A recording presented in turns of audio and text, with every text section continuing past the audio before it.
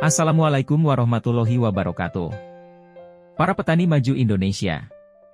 Semoga semua berada dalam keadaan sehat walafiat, tak kurang suatu apapun.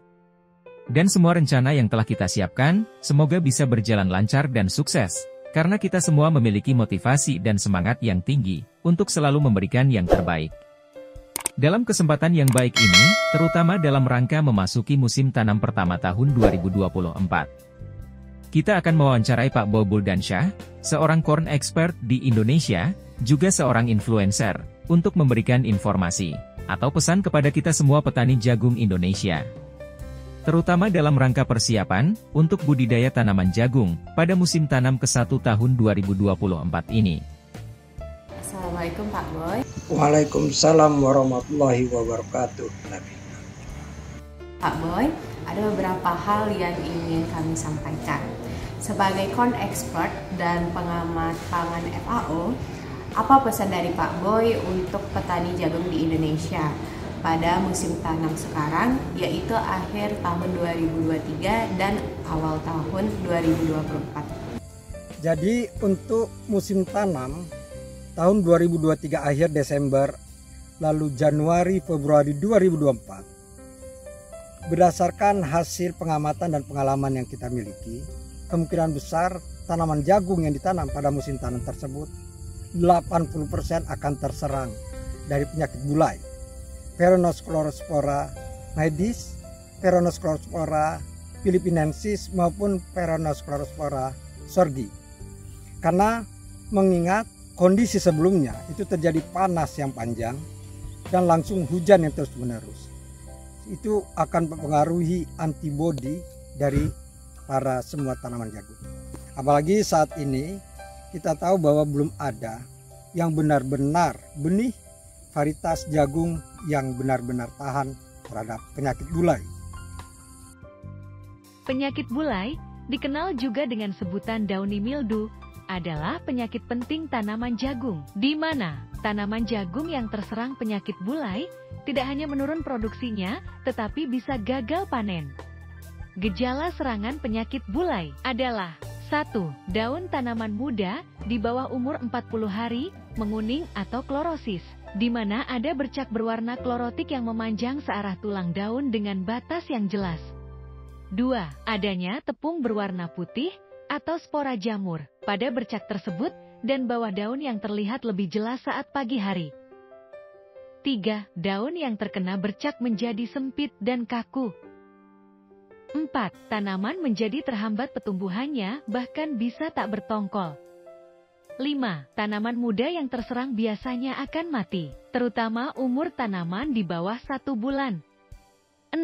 Kadang-kadang terbentuk anakan yang banyak, daun menggulung dan terpuntir. Tanaman jagung yang terserang penyakit bulai tidak hanya menurun produksinya, tetapi bisa juga tidak panen. Berarti akan ada serangan penyakit bulai dan berapa persen dan area mana saja yang berpotensi kena serangan? Kita memperkirakan 80% wilayah pertanian yang budidaya tanaman jagung di Indonesia itu terancam serangan penyakit bulai, terutama daerah yang endemik bulai. Terutama sekali itu adalah daerah dataran rendah dan dataran menengah yang memang rawan terhadap endemik penyakit bulai. Selain strain baru akan muncul, kondisi alam memungkinkan peningkatan serangan dan spora-sporanya akan menjadi tumbuh lebih bagus. Kalau begitu, apa saja yang harus dilakukan oleh petani jagung untuk mengantisipasi hal ini dan agar mereka tetap bisa panen dengan maksimal? Sedangkan beberapa hal yang bisa kita lakukan untuk mengatasi musim tanam ini itu ada 5 hal. Yang pertama itu adalah melakukan pengujian tanah, pH tanah. Jadi pH tanah yang akan kita tanami diharapkan itu kondisinya itu lebih dari 6. Jadi apabila di bawah 6 sebaiknya lakukan pengapuran dengan dolomit. Biasanya untuk menaikkan 1 skala itu membutuhkan 1 ton. Jadi apabila tanah kita itu pH tanahnya 3, maka kita membutuhkan 4 ton per hektar untuk membuat dia itu menjadi netral. Harapannya adalah untuk meningkatkan kesuburan tanah sehingga akan memberikan daya tahan dan antibodi yang tinggi terhadap tanaman terhadap penyakit gulai. Yang kedua adalah pelakuan sanitasi area. Sanitasi area adalah menjamin bahwa lahan itu tidak tergenang air dan tidak becek, sehingga tanaman akan tumbuh dengan bagus dan akan mempunyai daya tahan yang tinggi terhadap penyakit gulai strain baru ini.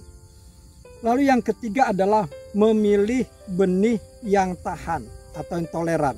Kita sadar benih yang sekarang itu tidak semuanya toleran, tetapi kita pilih benih yang relatif lebih tahan terhadap penyakit gulai.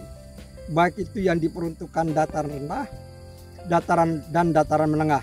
Baik itu adalah tropical rainfed atau kan tropical irrigated.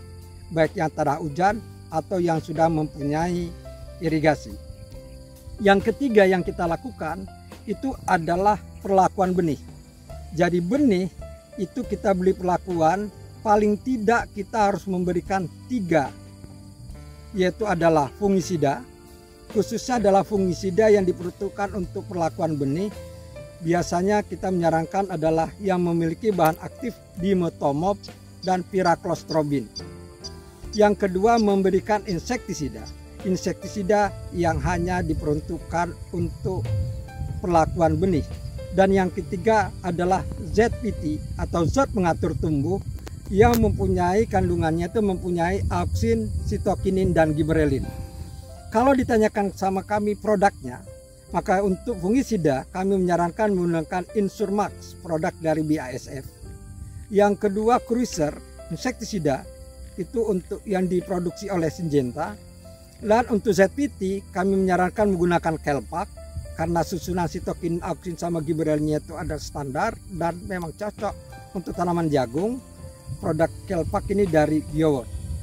Setelah itu yang kelima itu adalah perawatan tanaman muda. Jadi pada saat tanaman usia 14 dan 28 hari itu dilakukan penyemprotan ketiga hal ini lagi. Ada fungisida, ada ZPT, dan ada insektisida. Apabila tanaman sudah lolos dari serangan bulai pada usia 40 sampai 45 hari tanam, maka kita nyatakan bahwa tanaman kita terbebas dari bulai. Untuk itu tetap semangat karena kita bisa mengatasi kendala kemungkinan munculnya serangan penyakit bulai pada pertanaman di akhir 2023 dan di awal 2024. Berarti akan ada tambahan biaya dan juga kerja ya Pak? Baiklah Pak Boy, terima kasih atas pesan dan masukannya. Demikian para petani maju di Indonesia, pesan-pesan dari Pak Boy. Untuk petani maju di Indonesia, tetap semangat. Demikianlah wawancara kita dengan Pak Boy Buldansyah, dan kita telah menerima informasi yang dapat kita jadikan untuk persiapan di musim tanam ini. Tetap semangat petani maju Indonesia. Dan kesuksesan milik kita semua. Wabillahi taufik wal hidayah. Wassalamualaikum warahmatullahi wabarakatuh.